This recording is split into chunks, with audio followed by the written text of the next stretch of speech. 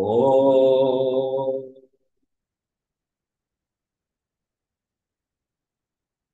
ओ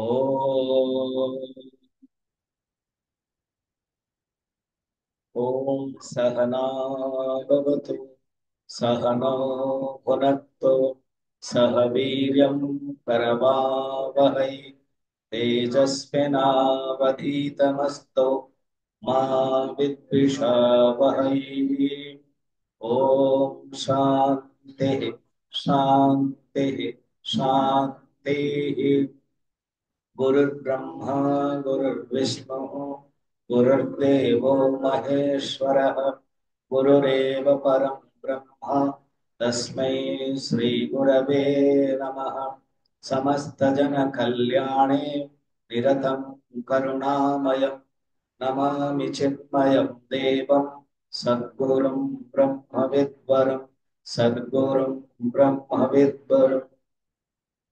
श्री राम जय जय राम।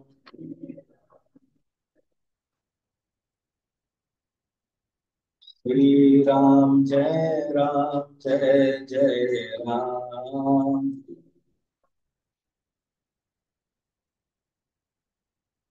श्री राम जय जय राम।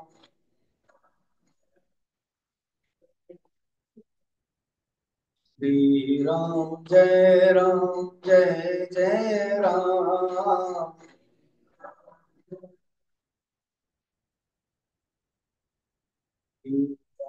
श्री राम जय जय राम।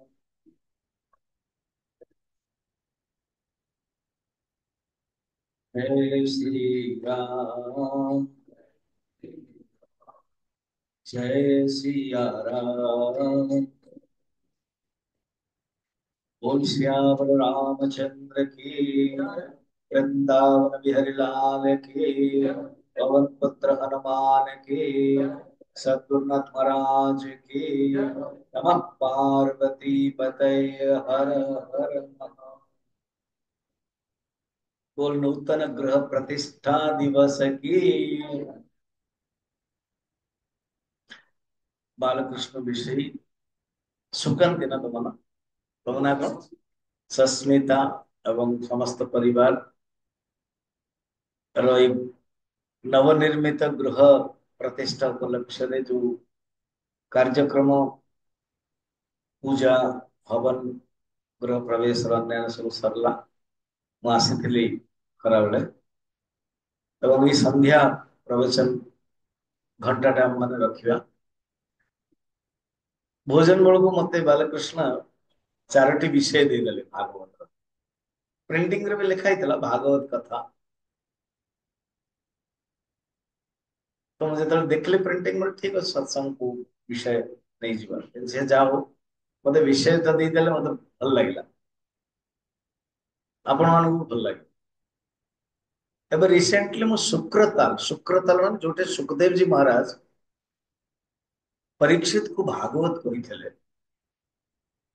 ସେ ହଉଛି ମୁଜଫରନଗର ପାଖରେ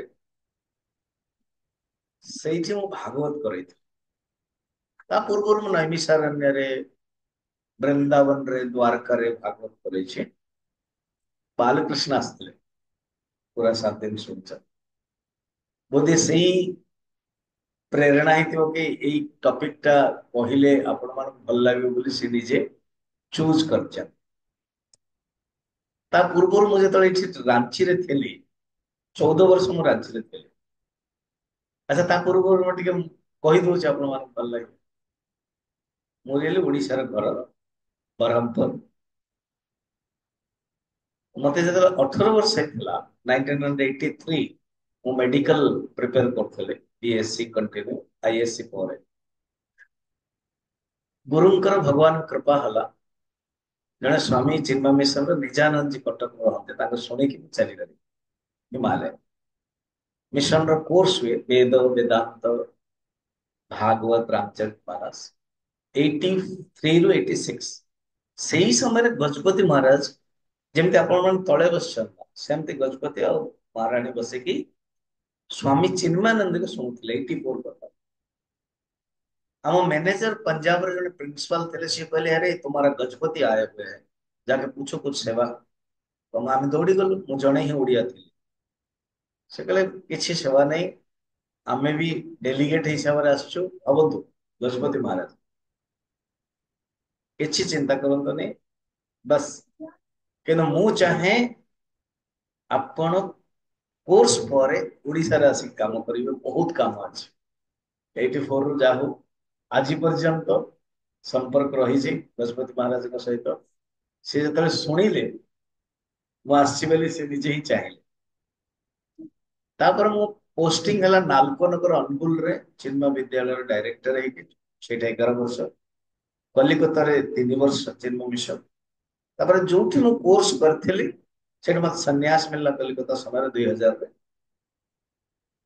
सेठ मत आचार्य ही पटेल मो अंडर रे 50 जन ब्रह्मचारी कोर्स कले तापर मो आसले राउरकेला 8 रे मुखेली जो चिन्मय विद्यालय सेक्टर 7 एंड 10 मु 1.5 वर्ष एठी तापर मु गली रांची रांची रे 14 वर्ष से समय ही बालकृष्ण सहित सस्मिता सहित ए पिला मानक सहित मान तो गीता चैंटिंग शिखुले 14 वर्ष मु सेठी रांची 50,000 पिला भाग नियते 50टा स्कूल नहीं 25,000 पिला 50टा स्कूल भाग नियते डीपीएस मध्ये सेटा मु भागवत गीता रामचरित मानस प्रवचन हुए से जहाँ एबे जो चारोटी प्रश्न माने प्रश्न तो चारोटी टॉपिक बालकृष्ण मन थिला सजेशन देइछथि सेटा आपण मन कहि दउछि भागवत रे गोटे महात्म्य कथा अछि भागवत सुनिले लाभ कौन ता पूर्व जानिबा भागवत कौन तो भागवत सुनिले कौन लाभ हबो गोटे कहानी टे अछि धुंधुकारी गोकर्ण सेही प्रसंग विषय मु कहि मते प्रसंग 10-15 मिनिट नेबाक पड़िबो तापर नेक्स्ट टॉपिक अछि जड़ भरत ये जड़ भरत कौन तापर थर्ड टॉपिक अछि अजामिल प्रसंग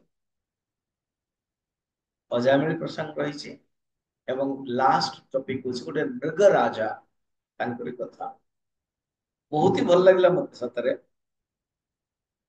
कि जतले ये टॉपिक कहले कारण टॉपिक हेले कोन माने बांधी हिजिबा सुविधा एपट सेपट हेबा दरकार नै एवं आपण मान को सुनिया पे भी लागियो जाहो भागवत रो जो किछि टॉपिक विषय हम सुनिया पाए चलो तो स्टार्ट करियो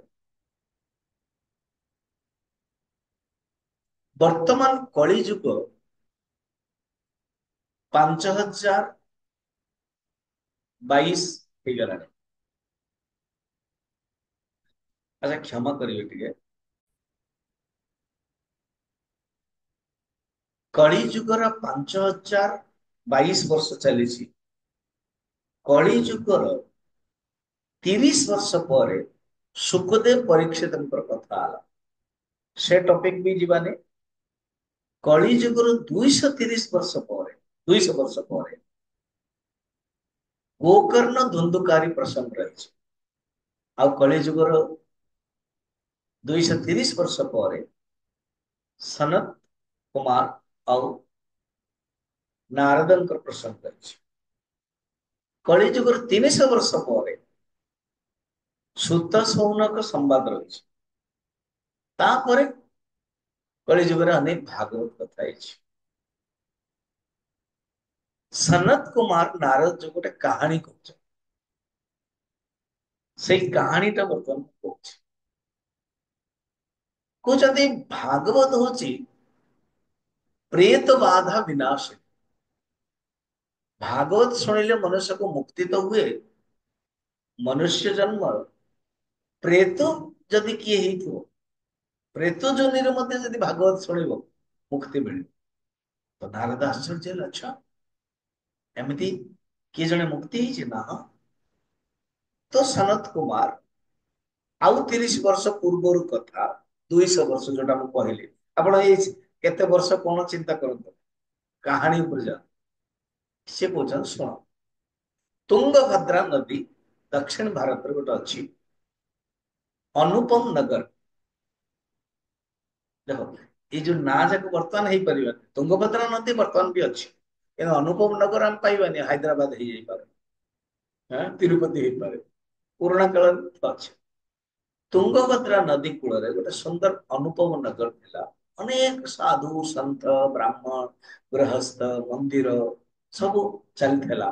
ଗୋଟେ ବ୍ରାହ୍ମଣ ଥିଲେ, ସେ ବ୍ରାହ୍ମଣଙ୍କର ନାଁ ହଉଛି ଆତ୍ମଦେବ ଏବଂ ତାଙ୍କ ପତ୍ନୀଙ୍କର ନାଁ ହଉଛି ଧୁନ୍ଦୁଲି। ଆତ୍ମଦେବ ଜଙ୍ଗଲକୁ ଯାଆନ୍ତି, ମନ୍ଦିରକୁ ଯାଆନ୍ତି, ସଦା ସର୍ବଦା ବେଦ ପାଠ, ବ୍ରାହ୍ମଣ ଯେମିତି ଏବେ ପଢୁଥିଲେ ବଡ ସୁନ୍ଦର ବ୍ରାହ୍ମଣ ମାନେ ପୂଜା କରୁଥିଲେ, ସେମିତି ସେ କରୁଥିଲା। ଏବଂ ଯେ ପତ୍ନୀ ଥିଲେ ଧୁନ୍ଦୁଲି, ସେ ପୁରା ମଡର୍ଣ୍ଣ ଭାଷାରେ ମଡର୍ଣ୍ଣ ହାଇଟେକ୍ ମଡର୍ଣ୍ଣ ଲେଡି, ପୁରା ଡ୍ରେସିଂ ପେଣ୍ଟିଂ ହେଇକି ଟିପଟପ୍। ସିଏ କୌଣସି ଛୁଆ ଚାହୁଁନଥିଲେ, ଲେଖା ହେଇଛି ଭାଗବତରେ, ମୁଁ ଯୋଉଟା କହୁଛି ପୁରା ଡିଟୋ ଭାଗବତରେ। ସିଏ ଚାହୁଁନଥିଲା, କାରଣ ମୋର ପୁଅଟିଏ ହବ, ମୁଁ ଗର୍ଭ ହବ, ନିର୍ବୋଧ ହବ, ମୋର ଶରୀରରେ ଆସିଯିବ ପୀଡା ବା ବାର୍ଦ୍ଧକ୍ୟ, ଏଣୁ ମୁଁ ଚାହୁଁ। ଇଏ ଆତ୍ମଦେବ ବହୁତ ସରଳ ଥିଲେ। ବୁଢା ଯେତେବେଳେ ହେଲେ ତାଙ୍କ ମନ ଭିତରେ ଗୋଟେ ବିଚାର ଆସିଲା। ଶାସ୍ତ୍ର ତ ପଢୁଥିଲେ ନା, ମହାଭାରତରେ ଅନ୍ୟାନ୍ୟ ଗ୍ରନ୍ଥରେ ବି ରହିଛି କି ଯଦି ଗୃହସ୍ଥ ଜୀବନରେ ଆସିଲେ ପୁଅ ବା ଝିଅ ହେଲାନି, ତ ପୁଅ ଝିଅ ଭିତରେ କୌଣସି ଫରକ ନାହିଁ। ପୁଅ ଯଦି ନାହିଁ ଯେ ଝିଅ ବି ଅଛି ତ ବି ଚଳିବ। तो ଯଦି କିଛି ନାହିଁ ତାହେଲେ ଅପୁତ୍ରିକ ମାନାଯାଏ। और ଯୋଉ ଆମର ପରମ୍ପରା ଅଛି ଶାସ୍ତ୍ରରେ, ଆମର ସନାତନ ଧର୍ମରେ ଶ୍ରାଦ୍ଧ କିଏ ଦବ, ତିଳାଞ୍ଜଳି କିଏ ଦବ, ଜଳ କିଏ ଦବ? ତେଣୁ ତାଙ୍କ ଭିତରେ ମନ ଭିତରେ ଆସିକି ଦେଖିଲା କି ଏ ସ୍ତ୍ରୀ ତ ମାନୁନି, ଇଏ ମାନିବନି କଥା, କାରଣ ଟୋଟାଲ କଣ୍ଟ୍ରୋଲ କରୁଥିଲା କର, ସିଏ ଆତ୍ମହତ୍ୟା କରିବା କଥା। ବର୍ତ୍ତମାନ ଏ କଥାରେ ଟିକେ ରହିଯାଅ, ଆମେ ଟିକେ ମଡର୍ଣ୍ଣରେ ବର୍ତ୍ତମାନ ଆମେ ତାକୁ ଦେଖିବା। ପ୍ରତ୍ୟେକ ଜୀବନରେ, ଗୃହସ୍ଥ ଜୀବନରେ ଦୁଃଖ ତ ଆସେ, ଯିଏ ଦୁଃଖକୁ ସମ୍ଭାଳି ପାରେନି ସେ ଆତ୍ମହତ୍ୟା ଆଡକୁ ଯାଏ।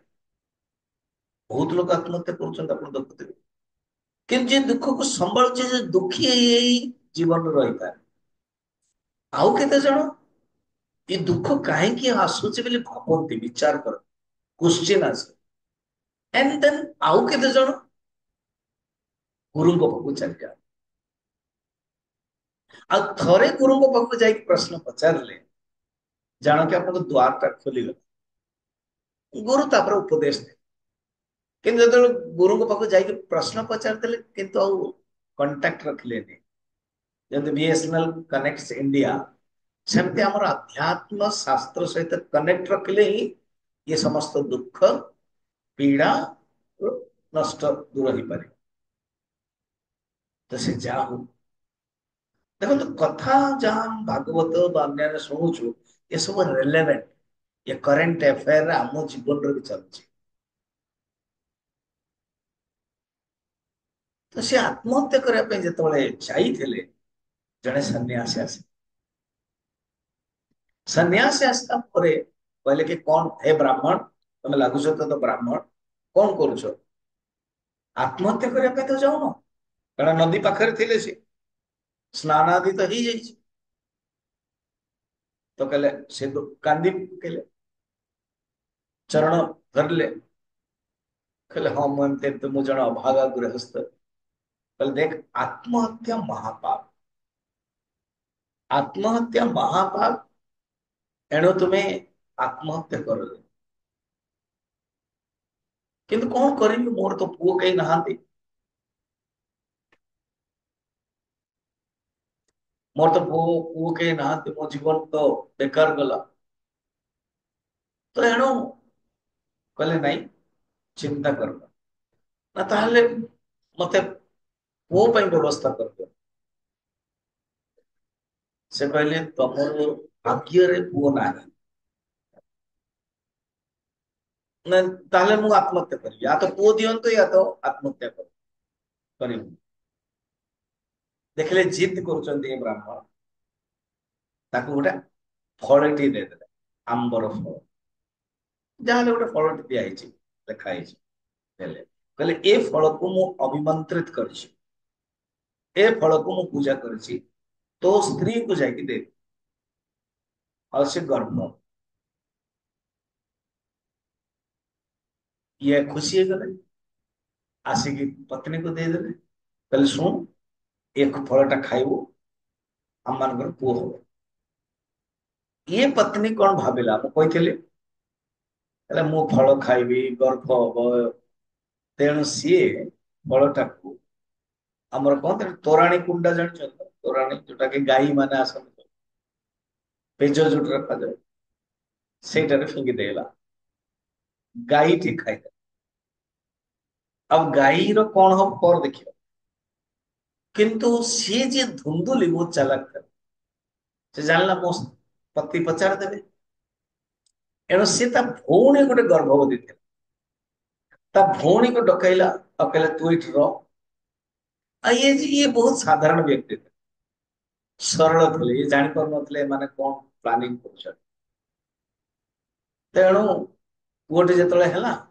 କହିଲା କି ଏଇଟା ମୋର ପୁଅ ହେଲା ଭଉଣୀକୁ ପଇସା ପତ୍ର ଦେଇକି ପଠେଇଲା ଫେର କିଛି ଦିନ କହିଲା କି ଭଉଣୀ ବି ରହିବ କାରଣ ମୋର କ୍ଷୀର ହଉନି ମୋ ଭଉଣୀର କ୍ଷୀର ହଉଛି ଏବଂ ନିଜେ ନିଜେ ହିଁ ତା ପୁଅର ନାଁ ଦେଇଦେଲା ପୁଅର ମାନେ ଭଉଣୀର ପୁଅ ଧୁନ୍ଦୁକାରୀ ସ୍ତ୍ରୀର ନାଁ କଣ ଥିଲା ଧୁନ୍ଦୁଲି ଆଉ ପୁଅର ନାଁ କଣ ହେଲା ଧୁନ୍ଦୁକାରୀ ये आध्यात्म जीवन रे आम विषय कथा आत्मदेव हूँ जीवात्मा माने पुरुष हो झील हो स्त्री हो आम भितर गोटे स्त्री अच्छा तार ना हूँ बुद्धि धुंधुली धुंधुली कहते नहीं हिंदी रे कहते ये धुंधला चल रहा है पता नहीं क्या है आकाश में आसमान में धुंधला है तो धुंधुली माने बुद्धि जतले संशयग्रस्त रहे बुद्धि जतले विचार करि पारेनी बुद्धि जतले भ्रम थाए बुद्धि जतले भ्रांत धारणा थाए तार ना हूँ धुंधुली प्रत्येक जीवन रे आम मान पाखरे धुंधुली अच्छी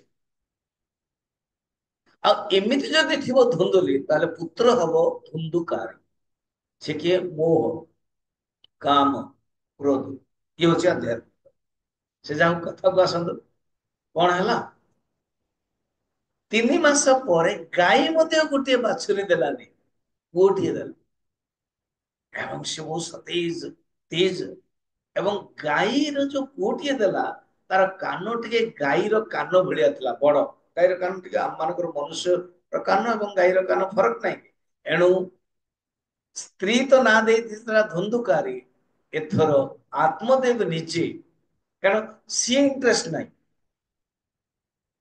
धुंधुकारी धुंधुली इंटरेस्ट न से आत्मदेव निजे कौन है कि नाटी देदेले गोकर्ण तो गोकर्ण माने गाईर कान आध्यात्मिक रूप से किए कौन सी ऋषिंकर साधुंकर कृपा जिते मिल आमे माने गोकर्ण जदि भ्रष्ट थी बुद्धि मिछ थी ताहले आम मानकर बुद्धि उत्पन्न हुए धुंधुकारी किंतु संतंकर कृपा गुरुंकर कृपा साधुंकर कृपा जो आमे मानकर जीवन कौन हो गोकर्ण गोकर्ण माने कौन कान जार बड़ अर्थात जी शुणा इच्छा करे जो भगवान श्री राम लक्ष्मण सीता वनवास जाऊँच वाल्मीकि आश्रम को आस वाल्मीकि को पचार हे गुरुदेव आम रही वाल्मीकि हसी कहते प्रथमे तुम कह राम तुम कौटे नाह where you are not English रे कहले अर्थात तुम सबुआडे अच्छ से जाओ तापर 14टा स्थान कहले अर्थात 14टा भक्तों भितर तुम रही गोटे भक्त होती जिनकर श्रवण समुद्र समान फास्ट 14टा भितर नंबर 1 जार श्रवण माने इंद्रिय समुद्र भाया जे सब शुणा चाहे तमें ता पाखर ये हूँ गोकर्ण आम धुंधुकारी हवा उचित नुह आम गोकर्ण हवा उचित तेणु दिज जाक देख दिज जाक उत्पन्न हेले गोटे मिथ्यारे आ गोटे सत्य गोटे मिथ्यारे आ गोटे संतर कृपारे संतर आशीर्वाद रे जदियो जद्यपि गर्भायु थिला गाई उत्पन्न हो गला बालक एवं आसूची ना भूसी गोटे छुआटी जन्म हो गला ଏମିତି ଅନେକ କଥା ରିଲ ରୁ ଆସୁଛି ସତ କଥା। କାରଣ ଯୋଉ ଜୀବାତ୍ମା ଆସୁଛନ୍ତି ନା, ସେ ମିଶ୍ରିତ ଯେତେବେଳେ ହଉଛି ସେତେବେଳେ ଗର୍ଭ ଧାରଣ ଜରାୟୁ କୌଣସି ପଶୁଠାରେ ଯାଉଛି। ଯଦି ଜୀବାତ୍ମା ପୁଣ୍ୟତମ ଥିବ ତ ବହୁତ ଭଲ ଭଲ ଋଷିଙ୍କର ମାଙ୍କର ଗର୍ଭରେ ଆସିବ ସେ। ସେ ଯାହା କଥା ଆଗେ ଯିବା କିଛି ଦିନ ଭିତରେ ହିଁ ଦି ଜଣ ଯାକ ବଢିଲେ। ଇଏ ବ୍ରାହ୍ମଣ ହେଇକି ପାଠ ପଢିଲେ ବେଦ ଆଦି, ସେ ମାଂସ ଖାଇ ଚାଲିଲା, ମଦ୍ୟ ଖାଇ ଚାଲିଲା ଏବଂ ବୁଲି ଚାଲିଲା। ଏବେ ମୁଁ ଆଙ୍କ ସହିତ କଥାବାର୍ତ୍ତା ହଉଥିଲି ଦି ଜଣଙ୍କ ସହିତ, ସେତେବେଳେ ମୁଁ କହିଲି କି ପ୍ରଶ୍ନ ପଚାରିଲେ ଇଏ କି ଅ, କଣ ଆମେ ସାଧନା କଲେ ରିଚାର୍ଜ ଯୋଉଟା କରାଯାଏ, ପ୍ରତ୍ୟେକ ଦିନ ଘଣ୍ଟାଟା ଯଦି ଆମେ ସାଧନା କଲେ ବାକି 14-15 ଘଣ୍ଟା ସେଟା କାମ ଦବ ନା ନିଶ୍ଚୟ। ତେଣୁ ଦି ଜଣ ଯାକ ଅଲଗା ଅଲଗା କରୁଥିଲେ। ଜଣେ ଧ୍ୟାନ ସାଧନା ତ ଆତ୍ମଦେବ ଭଲ ଲାଗୁଥିଲା, କିନ୍ତୁ ଇଏ ଧୁନ୍ଦୁକାରୀ ମାଂସ ମଦିରା ବେଶ୍ୟା ମାନଙ୍କୁ ଆଣୁଥିଲା। ଦିନେ ବହୁତ ଦୁଃଖୀ ହେଇଗଲା, କହିଲେ ସେ ସାଧୁ ଠିକ କହୁଥିଲେ ମତେ। ତମ ପାଖରେ ପୁତ୍ର ନାହିଁ, ପୁତ୍ର ତମକୁ ଦୁଃଖ ଦବ ମୁଁ ଶୁଣିଲିନି, ବର୍ତ୍ତମାନ ଯାହା ହେଲା ଛାଡି ଦେଇକି ପଳେଇଲେ। ଗୋକର୍ଣ୍ଣ ହିଁ ନିଜ ପୁତ୍ର, ସେ ତ ଗୋଟେ ଜୀବାତ୍ମା ନା ମହାତ୍ମା, ସେ ଉପଦେଶ ଦେଲେ, କହିଲେ ହେ ପିତାଶ୍ରୀ, ଆପଣ ବନ୍ଧନରେ ରହୁଛନ୍ତି, ଆପଣ ସ୍ତ୍ରୀ ପୁତ୍ର ପ୍ରତି ଆସକ୍ତ ରହୁଛନ୍ତି, ଯାଆନ୍ତୁ ଆପଣ ଧ୍ୟାନ କରନ୍ତୁ, ଚାଲିଗଲେ। ଗୋକର୍ଣ୍ଣ ମଧ୍ୟ ସନ୍ନ୍ୟାସୀ। ବର୍ତ୍ତମାନ ମେନ୍ ପଏଣ୍ଟ ଆସିବ ଭାଗବତର ମହାତ୍ମା। ମୁଁ କାହିଁକି କଥାଟି କହୁଛି, କାହିଁକି ଲେଖା ହେଇଛି ଭାଗବତ ମହାତ୍ମାରେ, ଇଏ ପଦ୍ମ ପୁରାଣର କଥା। ଭାଗବତର ଗ୍ଲୋରି, ଭାଗବତର ପ୍ରଶଂସା ବା ଭାଗବତର ଆଡଭର୍ଟାଇଜମେଣ୍ଟ, ଯେମିତି କୌଣସି ଗୋଟେ ଛେଣ୍ଡରେ ଯଦି କିଛି ଗୋଟେ ଇଏ ଅଛି, କଣ ଗୋଟେ ବାହାରିଲା, ଏଇ ଯେମିତି ଗୋଟେ ମଲଟି ଅଛି, ପ୍ଲାଟୁନ ନା ପ୍ଲାଟୁନ ମଲ ଗୋଟେ ଦେଖିଲି ନା ମାସ ପ୍ଲୁଟନ, ବା କୌଣସି ଇନଷ୍ଟିଟ୍ୟୁସନ ଅଛି, ତ ତାର ଭିତରେ ଆଡଭର୍ଟାଇଜମେଣ୍ଟ କରିବାକୁ ପଡେ ନା, ହେଲେ ହଷ୍ଟେଲ ଫେସିଲିଟି ଅଛି, ଇଏ ଅଛି, ପ୍ଲୁଟନରେ କହିବାକୁ ସବୁ କିଛି ଅଛି, ଏଭ୍ରିଥିଙ୍ଗ ହ୍ୱାଟ ନଟ୍ ଷ୍ଟୋର, ଭିତରକୁ ପ୍ରବେଶ କରନ୍ତୁ, everything you will get with ଶସ୍ତା ଆଡଭର୍ଟାଇଜମେଣ୍ଟ। ସେମିତି ଭାଗବତର ଆଡଭର୍ଟାଇଜମେଣ୍ଟ ପଦ୍ମ ପୁରାଣରେ ସ୍କନ୍ଦ ପୁରାଣରେ ଅଛି। ତ ପଦ୍ମ ପୁରାଣର କଥା ଚାଲିଗଲେ ଇଏ, ଗୋକର୍ଣ୍ଣ ବି ସନ୍ନ୍ୟାସୀ ହେଇଗଲେ। ଇଏ କଣ କଲେ, ମା ତ ବୁଢୀ ହେଇଗଲେ ଏବଂ ମାଉସୀ ଯିଏ ଯିଏ ଜନ୍ମ ଦେଇଥିଲା ଭଉଣୀ ସେ ଚାଲିଗଲା।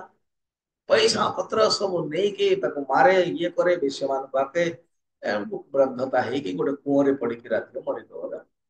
ବର୍ତ୍ତମାନ ରହିଲା ଧୁନ୍ଧୁକାରୀ। ଧୁନ୍ଧୁକାରୀ ଖୁସି ହେଇଗଲା, ଯାଅ ବର୍ତ୍ତମାନ ମୁଁ ଇଣ୍ଡିପେଣ୍ଡେଣ୍ଟ, ସବୁ କିଛି କରିବି।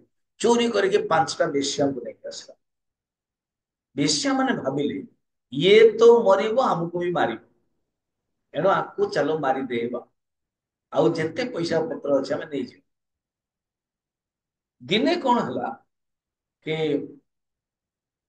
ମାଂସ ମଧ୍ୟ ଖାଇଛି ଏବଂ ଏ ଯୋଉ ନିଆଁ ଖୁଣ୍ଟା ନାଇଁ, ପ୍ରଥମେ ଗୋଟେ ନିଆଁ ଖୁଣ୍ଟା ବୋଲି ଗୋଟେ ଖବର କାଗଜ ବାହାରୁଥିଲା, ହେଲା, ତ ନିଆଁ ଖୁଣ୍ଟା ଆଣିକି ତାକୁ ଲଗେଇଲେ, କର କର, ମୋଟା ଶରୀର, ରାକ୍ଷସ ଭଳିଆ, ମରିଲାନି।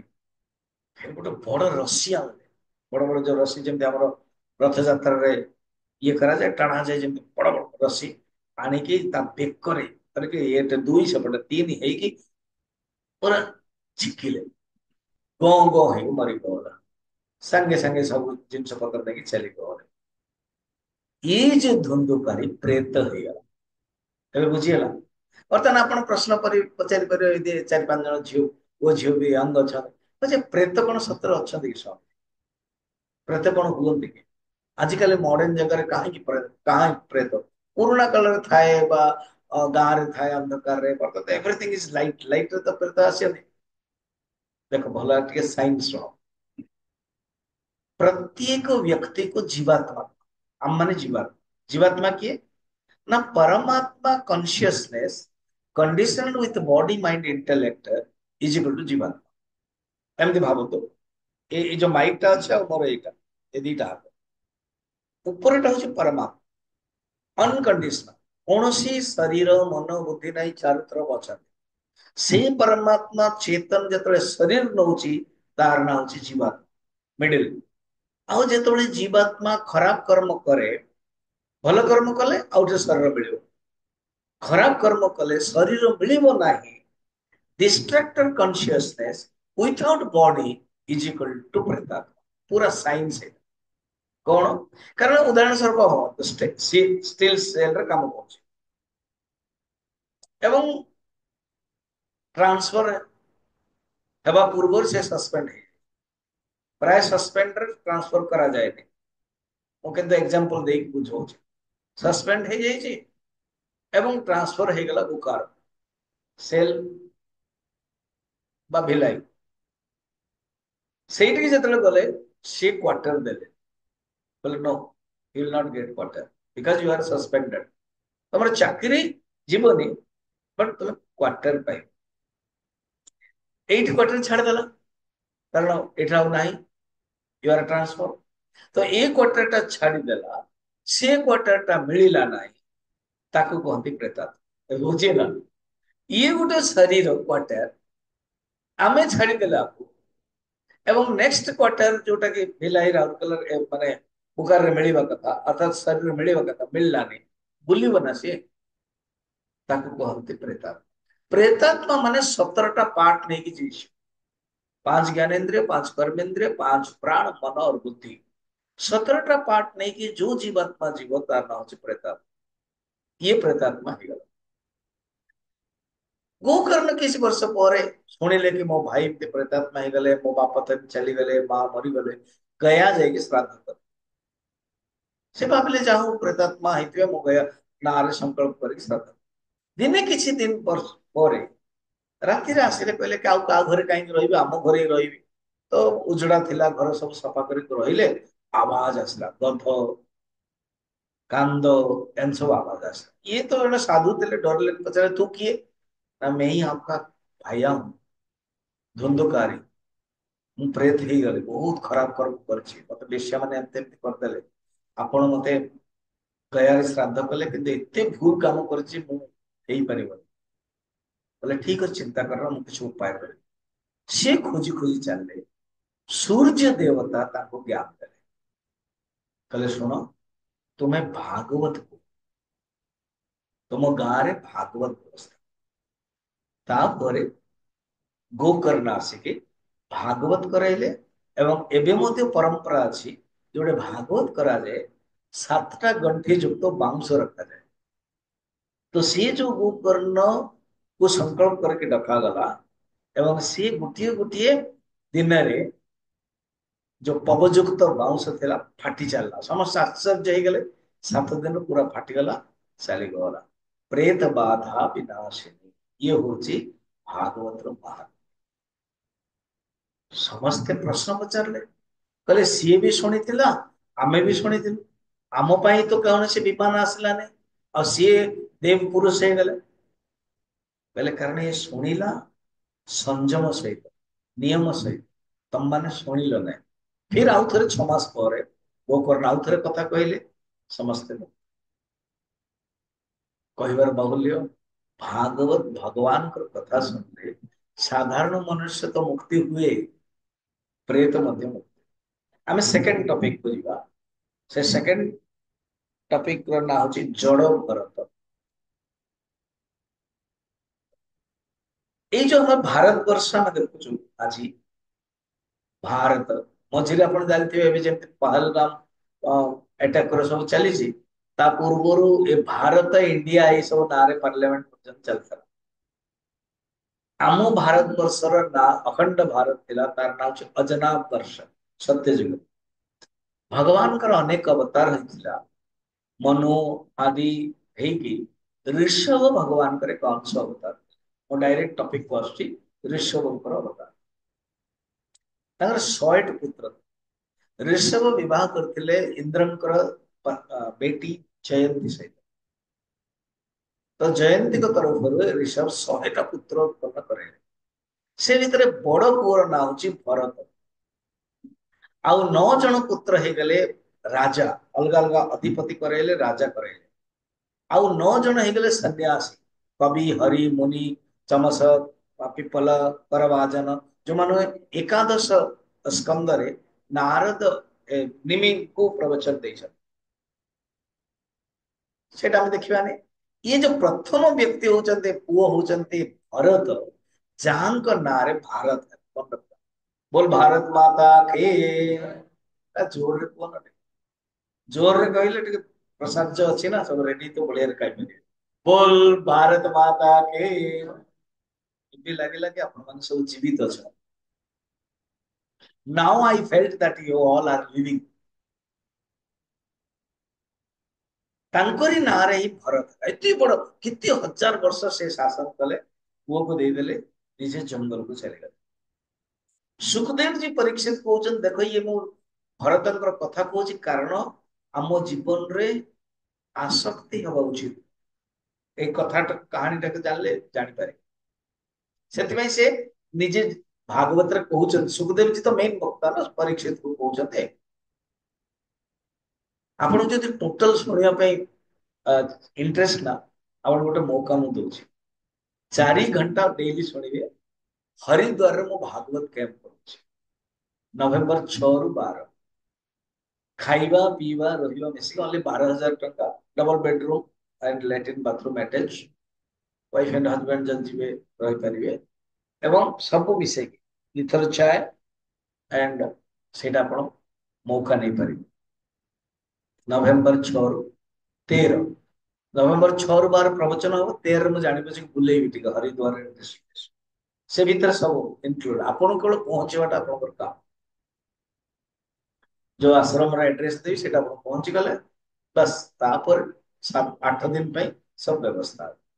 4 आवर्स ଶୁଣିବେ ସକାଳୁ 7:30 8:30। फिर ब्रेकफास्ट तब चाय। फिर 11 ରୁ 12। फिर लंच रेस्ट नेले। फिर 4:30 ରୁ 5:30 ଟିକେ चाय स्नैक्स।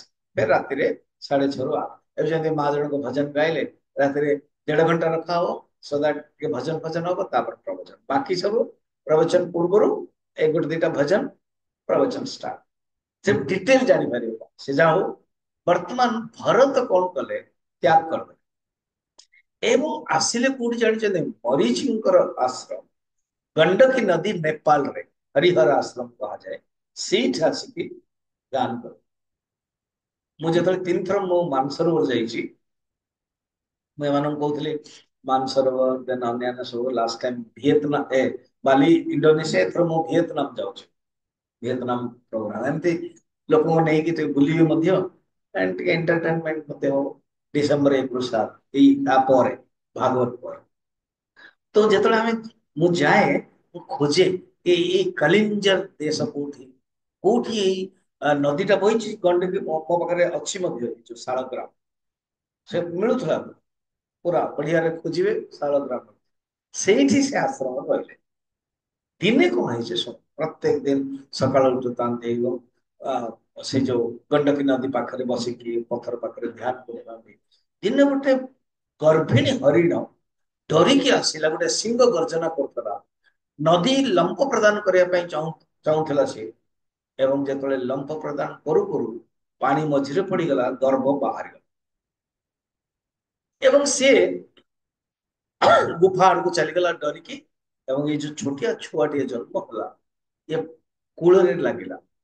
ଏଇ ଘଟଣା ଅକସ୍ମାତ ସେ ଦେଖିଲେ କିଏ ଘର ଦୌଡ଼ିଗଲେ ଏବଂ ନେଇ ଆସିଲେ ଏବଂ ସିଂହ ତ ଡରିକି ଚାଲିଗଲା କିଏ ଜଣ ଅଛେ ତ ଭରତଙ୍କ ଭଳିଆ ରାଜା ସନ୍ୟାସୀକୁ ଦେଖିଲା ମାତ୍ରେ ପଳେଇଗଲା। ଇଏ କଣ କଲେ ଆକୁ ନେଇକି ଆସିଲେ। ଏପର୍ଯ୍ୟନ୍ତ ବଢିଆ କିଛି ଖରାପ କୌଣସି ଗୋଟେ ପଶୁକୁ ପ୍ୟାର କରିବା ସ୍ନେହ କରିବା ସେବା କରିବା ରଖିବା ପାଳନ କରିବା କିଛି ଖରାପ କିନ୍ତୁ ଆଟାଚମେଣ୍ଟ ହବା ଦରକାର। ଯଦି ଆଟାଚମେଣ୍ଟ ହେଲା ଦୁଃଖର କାରଣ। ଇଏ କଣ କଲେ ଧୀରେ ଧୀରେ ଧ୍ୟାନ କଲା ବେଳକୁ ଛୋଟିଆ ଛୁଆଟି ହରିଣର କୋଳରେ ଆସିକି ବସି ପଡିବ। ଧ୍ୟାନ ସରିଲା କୋଳ ତାକୁ ଟିକେ ଆଉଁସିଲେ ତା ପାଇଁ ପତ୍ର କଣ କଣ ପତ୍ର ଖୋଜିଲେ ତା ସହିତ ଖେଳିଲେ ସିଏ ଯେତେବେଳେ ଦୌଡ଼ିଲା ତା ପଛେ ପଛେ ଦୌଡ଼ିଲେ ଏମିତି ହେଇ ୟାଙ୍କର ଯୋଉ ଧ୍ୟାନ ସାଧନା ଧୀରେ ଧୀରେ ନଷ୍ଟ ହେଲା। ଆମ ମାନଙ୍କ ଜୀବନରେ ମଧ୍ୟ କୌଣସି ବସ୍ତୁ ବା ବ୍ୟକ୍ତି ଯୋଗୁ ସାଧନା ଆମେ କରିପାରୁ ପୂଜା ଆମେ କରିପାରୁ ଧ୍ୟାନ ଆମେ କରିପାରୁ ସମୟ ଆମକୁ ମିଳୁନି ଏହା ହିଁ ଆଟାଚମେଣ୍ଟ। ଆମେ ସମସ୍ତେ ଜନ୍ମ ଦେଲେ ପାଳନ କରିବା କିନ୍ତୁ ଆମର ଆଟାଚମେଣ୍ଟ ହବା ଦରକାର। ଦେଖନ୍ତୁ ପାଣିରେ ନୌକା ରହିବା ଦରକାର କିନ୍ତୁ ନୌକାରେ ଯଦି ପାଣି ରହିଗଲା कोटी उत्तर दियो देखो पानी रे नौका रहिले जे नौकाटा चलियो सेमती जगत रे हम रहइबा उचित स्वामी जी हमने सन्यास केमती हे जीवो रू किसी असुविधा नहीं किंतु हम मन भितर जगत का न रहो केमती प्रमाण हो स्वामी जी ना एई समय रे किछ कथाबार्ता प्रवचन सल्ला बेलको हम मनटा जदि चली गलो कुआडे तो जानना कि हम मन भितर संसारटा अछि देखो तो गोटे होची जगत आ गोटे होची संसार आपण रुहंतु जगत रे संसार रे न जगत कोन जो भगवान तयारी करछन संसार कोन जो हमें तयारी स्त्री तयारी करछन्ती भगवान ताकू आमे पत्नी बा माँ बा बेश्या बा अन्यान्य भौणी ये सब आमे तयारी करछु मनुष्य तयारी झियोटे थिला पुଅ ବି ଥିଲା ବାହା ନ ପୂର୍ବରୁ ଝିଅ ଆଗରେ ପୁଅ ପୁଅ ଆଗରେ ଝିଅ ଯୋଉ ଦିନ ବାହା ହେଇଗଲେ ସେ ପତ୍ନୀ ହେଇଗଲା ଏ ପତି ହେଇଗଲା ତେଣୁ ଜଡ ଭରତ କଣ କଲେ ଏମିତି ଚିନ୍ତା କରୁ କରୁ କରୁ କରୁ ଦିନେ ସିଏ ଯୋଉ ହରିଣ ବଡ ହେଇଗଲା ପଳେଇବ ନା ମାଙ୍କଡ ହରିଣ କୁକୁର ଛୁଆ ଏସବୁ ତ ରହିବେନି କୋଉଠି ଛାଡିଦେବେ ଯଦି ପଳେଇବେ ପଳେଇଗଲା ତାକୁ ଆଙ୍କ ଭିତରେ ଦୁଃଖ ଆସିଲା କାନ୍ଦିଲେ ମଧ୍ୟ ବୁଝି ଚାଲିଲେ ଏମିତି ହେଇ ଶରୀରଟା ଚାଲିଗଲା ଏତେ ବଡ ଭରତ ଯାହାଙ୍କ ନାଁରେ ଭାରତ ହେଇଛି ଭଗବାନଙ୍କର ପୁଅ ଇଏ ଭଗବାନଙ୍କର ଅଂଶ ଅବତାର ଋଷଭ ऋषभ ଜାଣିଛ ନା ଜୈନ ଧର୍ମର ପ୍ରଥମ ତୀର୍ଥଙ୍କର ସେ ଜୈନ ଧର୍ମର ପ୍ରଥମ ସେ ତୀର୍ଥଙ୍କର ତାଙ୍କରି ପୁଅ ହେଇକି ଏମିତି ଆସକ୍ତି ହେଇଗଲେ କଣ ହେଲେ ନେକ୍ସଟ ଜାଣିଛନ୍ତି ହରିଣ ହେଇଗଲେ ସେଇ ଗଣ୍ଡକୀ ନଦୀ ପାଖରେ ହରିଣ କିନ୍ତୁ ପୂର୍ବ ଜନ୍ମର ଥିଲେ ଯୋଗ ଭ୍ରଷ୍ଟ ଆଉ ମନେ ଥିଲା कि ମୁଁ ହରିଣ ହେଇଛି କାରଣ ମୋର ଆସକ୍ତି ଯୋଗୁଁ ଏଣୁ କୋଉ ହରିଣ ସହିତ ଆଉ ଭେଟନ୍ତିନି ସେଇ ଗଣ୍ଡକୀ ଯୁକ୍ତ ପାଣି ପିଇ ଦେଇକି ଚୁପଚାପ ରହ ଥର୍ଡ ଜନ୍ମ ହେଇଗଲେ ଜଡ ଭରତ କାନ୍ୟକୁବ୍ଜ ମାନେ କାନପୁର କାନ୍ୟକୁବ୍ଜର ବ୍ରାହ୍ମଣର ଦିଟା ପତ୍ନୀ ଥିଲେ ପ୍ରଥମ ପତ୍ନୀର 10ଟା ପୁତ୍ର ଆଉ ଦ୍ୱିତୀୟ ପୁତ୍ରର ଗୋଟେ ଝିଅ ଗୋଟେ ପୁଅ ଏଇ ପୁଅଟି ଜଡ ଭରତ ହେଇକି ଜନ୍ମ ସେ ନିଜେ ଜାଣିଛନ୍ତି ମୁଁ ରାଜା ଥିଲି ମୋ ବାପା ଥିଲେ ଭଗବାନଙ୍କର ଅବତାର ଋଷଭ ମୁଁ ତପସ୍ୟା କରୁଥିଲି ହରିଣ ସହିତ ଆସକ୍ତି ଥିଲି ଏବଂ ମୁଁ ତାପରେ ମୁଁ ହରିଣ ହେଲି ବର୍ତ୍ତମାନ ମୁଁ ବ୍ରାହ୍ମଣ ପୁତ୍ର ହେଇଛି ସିଏ ଜାଣିଛନ୍ତି ଏ ଲାଷ୍ଟ ଜନ୍ମ ସେ ଜାଣିଲେ ସେଥିପାଇଁ ମୁଁ ଆଉ କାହା ସହିତ ନା କଥାବାର୍ତ୍ତା ବି ନା କିଛି କରି ବ୍ରାହ୍ମଣ ଶିଖେଇଲେ ଗାୟତ୍ରୀ ମନ୍ତ୍ର ଓಂ ଭୂର୍ଭୁବସ୍ୱ ଗାଇଲେନି ଅନ୍ୟାନ୍ୟ ଭାଇ ମାନେ ସବୁ କାମ ଦିଅନ୍ତି କରିଦିଅନ୍ତି ଦିନେ କଣ ହେଇଛି ପିତାଜୀ ମରିଗଲେ ମାତାଜୀ ମଧ୍ୟ ମରିଗଲେ ଭାଇମାନେ ସବୁ କାମ ଦେଲେ ଯାଇକି ହଳ କରେ ଜମିକୁ ଯା ଜଗେ ଏସବୁ ଦିନେ ବିତାଡିତ କରାଇଦେଲେ ଯାହା ଫଳି ଯା କିଛି କାମ କରୁନ ଜଙ୍ଗଲରେ ବସିଛନ୍ତି ଏଇ ସମୟରେ କଣ ହେଇଛି ଏ ଯୋଉ ଭୀଲ ମାନେ ଯୋଉ ଜଙ୍ଗଲରେ ରହନ୍ତି ଶବର ମାନେ ତାଙ୍କୁ ବଳି ଦେବାର ଅଛି କାଳି ଦେବୀଙ୍କ ପାଖରେ ଖୋଜି ଖୋଜି ଆଙ୍କୁ ନେଇଗଲେ ଇଏ ହଟ୍ଟା କଟ୍ଟା ବ୍ରାହ୍ମଣ ଯୋଗୁ ପଇତା ବି ଦିଆ ହେଇଯାଇଛି ଆଙ୍କୁ କିଛି ଫରକ ନାହିଁ ପଇତା କିଏ ଦଉ କିଏ ନ ଦଉ କିଏ ଖାଇବାକୁ ଦିଅନ୍ତୁ ଜଷ୍ଟ କେବଳ ଏକ ନିୟମ ଅନୁସାରେ ଲଜ୍ଜା ନିବାରଣ ପାଇଁ ଗୋଟେ ଡ୍ରେସ ଟେ ପିନ୍ଧି ଦେଇଛନ୍ତି ଧୋତିଟେ ପିନ୍ଧିଛନ୍ତି ତାପରେ ଖାଲି ଅଛି ହଟ୍ଟା କଟ୍ଟା ଶରୀର ବଢିଆ କିଏ ଦିଅନ୍ତି ଖାଇଦିଅନ୍ତି ତାକୁ ନେଇକି ଚାଲିଗଲେ ଗାଧେଇଲେ ଫୁଲ ମାଳ ଦେଲେ ଚନ୍ଦନ ସିନ୍ଦୁର କଲେ ସରଦାର ଯେତେବେଳେ ଆସିଲା ମାରିବା ପାଇଁ ବସିଛନ୍ତି କାଳି ଦେବୀ ପ୍ରକଟ ହେଇଗଲେ ଏବଂ ସମସ୍ତଙ୍କୁ ମାରିକି ଆମକୁ ଛାଡିଦେଲେ ଇଏ ହସିକି ଟିକେ ମାଙ୍କୁ ନମସ୍କାର ବା ଥ୍ୟାଙ୍କ ୟୁ ମଧ୍ୟ କଲେନି କାହିଁକି ନା ଫିର କଣ ଗୋଟେ ଆସକ୍ତି ହେଇଯିବ ମୁଁ ତ ଟିକେ ଆସକ୍ତି ହେଲା ଯୋଗ ଆସିବ ନୋ ଥ୍ୟାଙ୍କ ୟୁ ନୋ ଆସକ୍ତି ନୋ ହସିବା ନଥିଙ୍ଗ ସେଥିପାଇଁ ଆଙ୍କର ନାଁ ହେଲା ଜଡ ଭରତ ବୁଝି ହେଲା ଜଡ ମାନେ ନଥିଙ୍ଗ ରେ କଣ ଜଡ ଭଳିଆ ହଉଛି ଅଥର୍ବ ଆସିକି ବସିଲେ ଇଏ ମା ତ ମା ବି ଭାବିଲେ କି ମୋର ଗୋଟେ ଏତେ ମାନେ ପୀତ ରାଗ ସେ ମାନେ ବ୍ରହ୍ମଲୀନ ସେଇ ଛୁଆଟି ବସିଛନ୍ତି ବର୍ତ୍ତମାନ ଶୁଣ ପଞ୍ଜାବ ଦେଶରୁ ସିନ୍ଧୁ ଦେଶ ସିନ୍ଧୁ ମାନେ ଯୋଉ ପଞ୍ଜାବର ଆହୁରି ଉପରୁ ଏବେ ଯୋଉ ଏଇ ସିନ୍ଧୁ ପାଣି ଚାଲିଛି ନା ଝେଲମ ସିନ୍ଧୁ ସିନ୍ଧୁ ଦେଶର ରାଜା ରଘୁରାଣ ସିଏ ଭାବିଲେ କି ମୁଁ ଗୁରୁ କରିବି ଦେଖନ୍ତୁ ସେଇ ସମୟରେ ଏତେ ଦୂରରୁ ଆସୁଥିଲେ କଲିକତା कपिल भगवान कलकत्ता गंगा सागर जाइए आप तो गंगा सागर कपिल मन को मंदिर अच्छी तो सी आसु आसु रास्ता ये जो कानपुर रे कानपुर जंगल रे रास्ता रे गोटे जो बाहक मान अच्छा 4 जन बाहक पालिकी नियंती से कौन है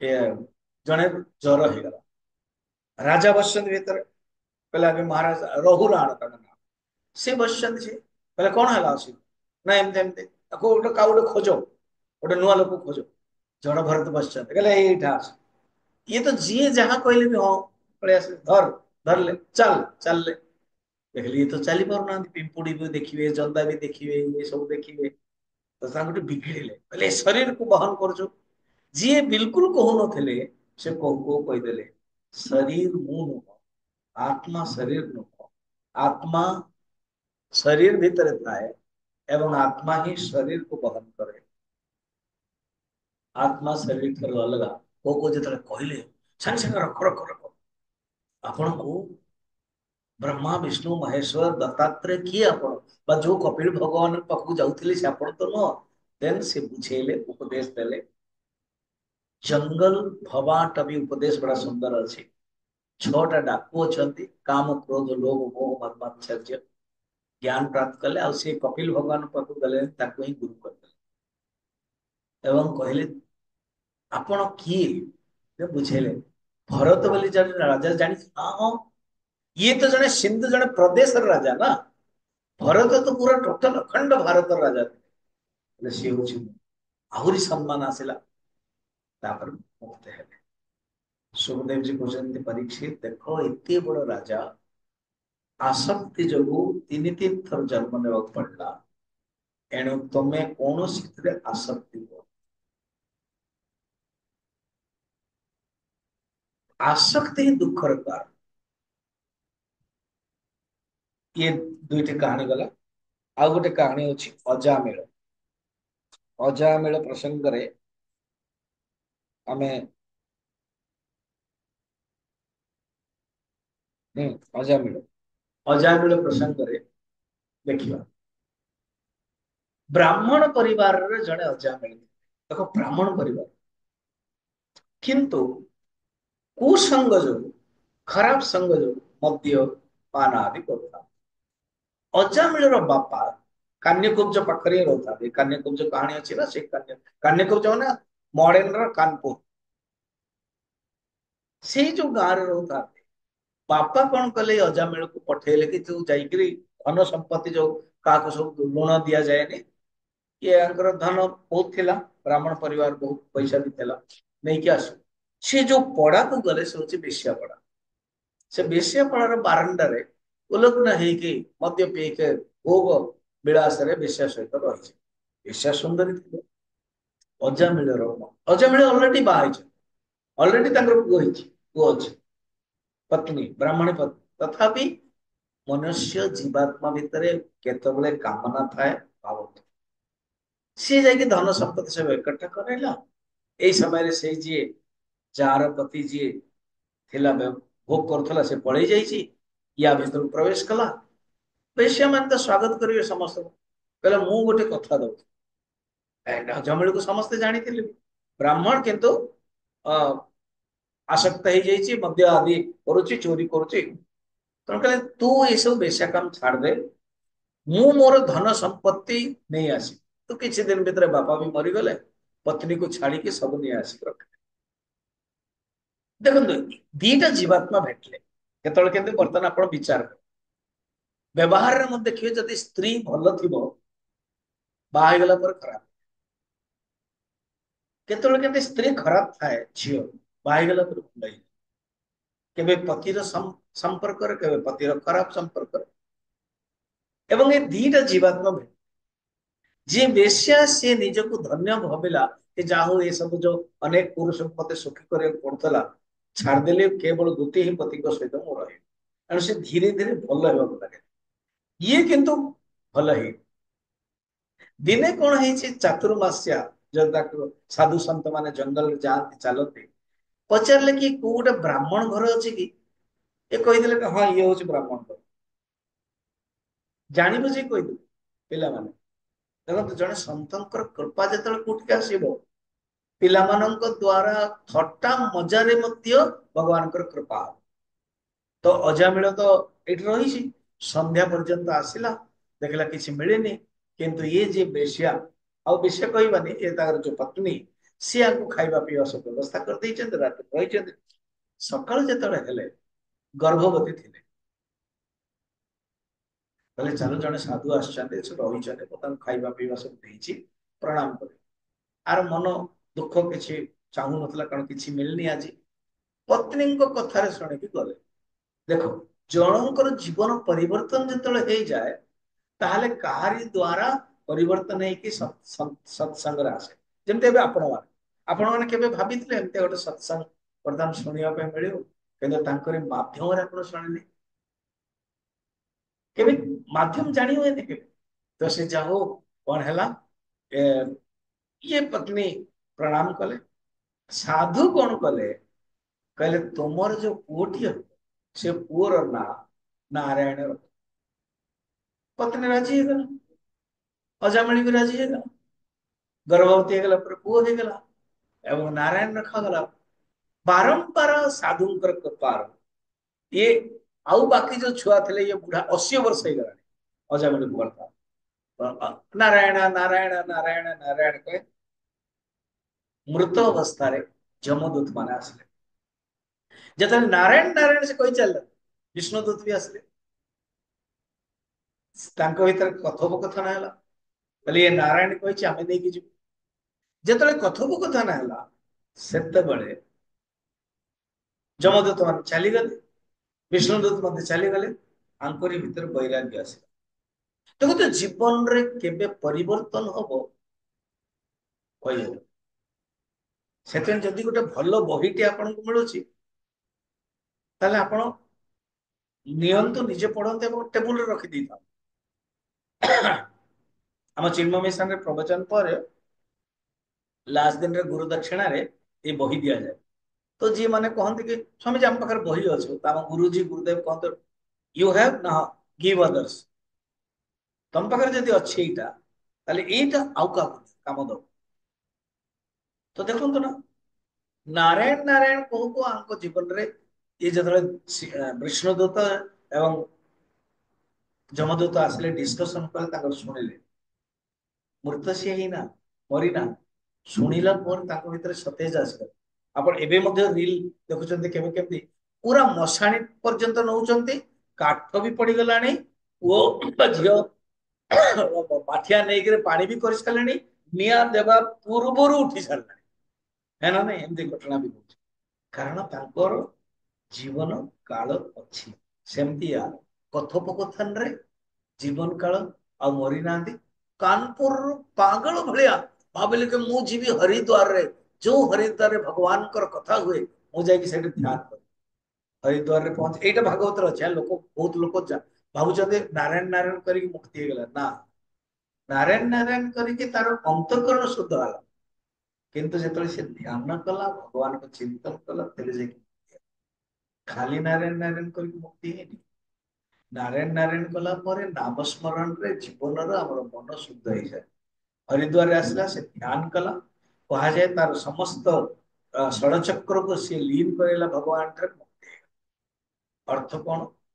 ବ୍ରାହ୍ମଣ ହେବା ସତ୍ତ୍ୱେ ମନୁଷ୍ୟ ଯଦି କୁସଙ୍ଗରେ ପଡେ, ଖରାପ କେମିତି ହୁଏ। କିନ୍ତୁ ସନ୍ତଙ୍କର କୃପା ହେଲେ ଆଉଥରେ ଜୀବନ ପୁଣ୍ୟ ହେଇଯାଏ, ସଦ୍ଗତି ହେଇଯାଏ। ଇଏ ଗୋଟେ କାହାଣୀ। ସାତଟା ହେଇଗଲା, ତଥାପି ଆଉ ଗୋଟେ କାହାଣୀ ମୁଁ କହିବି। ମୃଗରାଜା। ମୃଗରାଜା ଦଶମ ସ୍କନ୍ଦ କଥା ଭାଗବତରେ। ଭଗବାନ କୃଷ୍ଣଙ୍କର ଜାଣିଛନ୍ତି, ଟିକେ ଜାଣିଥାନ୍ତୁ, ଭଗବାନ କୃଷ୍ଣଙ୍କର 16,108 ପତ୍ନୀ, 8ଟା ଅଷ୍ଟରାଣୀ, ରୁକ୍ମଣୀ, ସତ୍ୟଭାମା, ଜାମ୍ବବତୀ ଆଦି, ଆଉ ବାକି 16,000 ଯିଏ ନରକାସୁର, ଭୌମାସୁର ବାଧିକ ରଖିଥିଲା, ସମସ୍ତଙ୍କୁ ଭଗବାନ କୃଷ୍ଣ ବିବାହ କଲେ। ପ୍ରତ୍ୟେକ ରାଣୀ ଠାରୁ 10ଟା ପୁଅ, 10ଟା ଝିଅ। ଏ ଗଣନ୍ତୁ ତ ବର୍ତ୍ତମାନ 16,108 ଇଣ୍ଟୁ 20, ଫିର ଆହୁରି କେତେ କଣ। ଦିନେ କଣ ହେଇଛି, ଛୁଆ ମାନେ ତାର ଏଇ ଯୋଉ ବଗିଚା, ଯେମିତି ଗାର୍ଡେନ ଥାଏ ନା, द्वारकार तो सॉलिड गार्ड एते सेटे खेलुथिले गोटे कुओरे तांकर बॉलटी पड़ी गला जेतल बॉलटी पड़ी गला से बॉल पाखरे गोटे क्रकलास माने कोन ओडिया रे कहंती एंडो एंडो ना गिरगट कहंती एंडो जे चेंज करते गिरगट से थिला ସେମାନେ ଡରିଲେ ବଲଟା ପାଇଲେ ସିଏ ଆଉ ସେ ଚେଞ୍ଜ ହଉଛି ମଧ୍ୟ କଲର ବି ଚେଞ୍ଜ ହୁଏ ଭଗବାନ କୃଷ୍ଣଙ୍କୁ ଡାକିଲେ କୃଷ୍ଣ କଣ କଲେ ଭଗବାନ ବାହାର କଲେ ସେ ସାଙ୍ଗେ ସାଙ୍ଗେ ଭଗବାନଙ୍କର ସ୍ପର୍ଶରେ ଦିବ୍ୟ ପୁରୁଷ ହେଇଗଲା ପ୍ରଣାମ କଲା ପରେ ଚାଲିଗଲା ଏବଂ ତାଙ୍କୁ ପଚାରିଲେ କି ତୁମେ କିଏ ଜାଣିବୁଝି କି ଭଗବାନ ପଚାରିଲେ ଏମାନଙ୍କୁ ଶିକ୍ଷା ଦେବା ପାଇଁ ତୁମେ କିଏ ତେଣୁ କହିଲେ ପ୍ରଭୁ ସତ୍ୟ ଯୁଗରେ ଅନେକ ରାଜା ଥିବେ ଜଣେ ରାଜାଙ୍କର ନାଁ ଥିଲା ନୃଗ ରାଜା बहुत से दान लोग एटा निश्चय शुणे से होची मु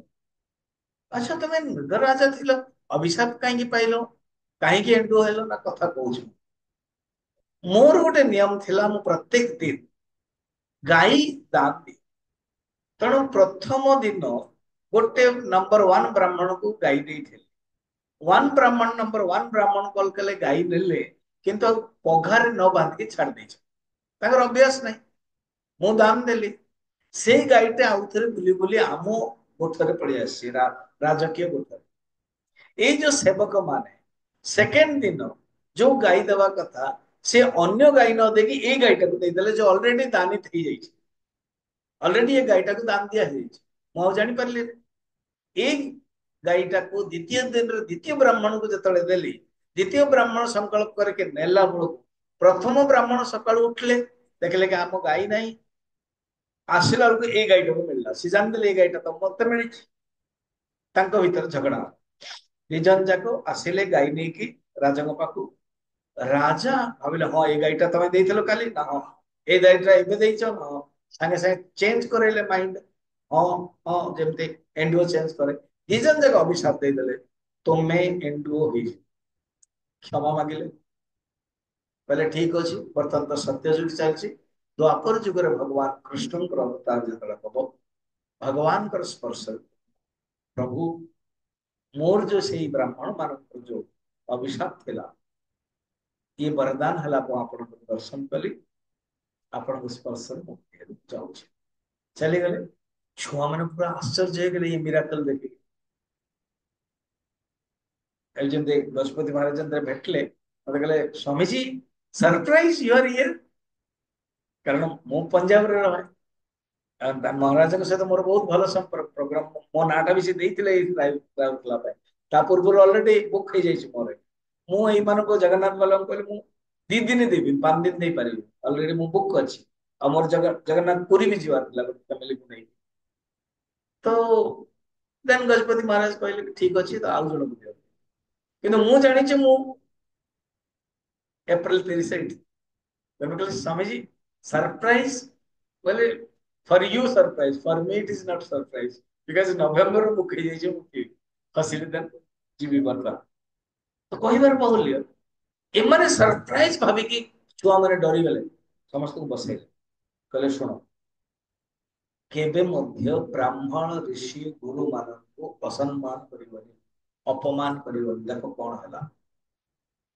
एटा जानी बुझी कि भावी उपदेश देइथिले किंतु ठीक आउ किस समय दिन परे सांब को नारी वेश करी हम भागवत रे पढुछु सांब तो सुंदर थिला टे जाम्बवती कर पुओ ताकू नारी वेश करे देले एवं पेटरे किछि कपड़ा रखे देले एवं अन्य सब खेलुथिले सप्तर्षि आसुथिले एवं कहले कि हमर जदुवंशर नारी एवं गर्भवती ହେଇଛି पुओ हबो कि झियो दुर्वासा ऋषि कहले हम से तो मजाक करछ ना पुओ हबो ना झियो हबो गोटे मुसळ बाहरी आ ये तमर जदुवंश को नष्ट कर भगवान जानी थे से उपदेश दे कहबार बाहुली ये कथार आम कौन शिखिले आम माने सदा सर्वदा शास्त्र गुरु धर्म ब्राह्मण के अपमान कर किसी ना किसी देखो ना बर्तमान घटना होची ये जो ये चैनल रे सब डिस्कशन होची कि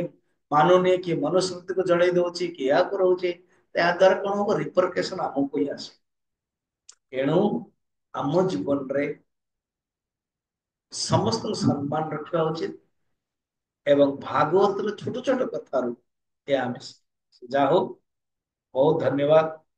ମୁଁ ଠିକ ଘଣ୍ଟାଟେ ପ୍ରବଚନ ଦେଲି ଏବଂ ମତେ ବି ଭଲ ଲାଗିଲା।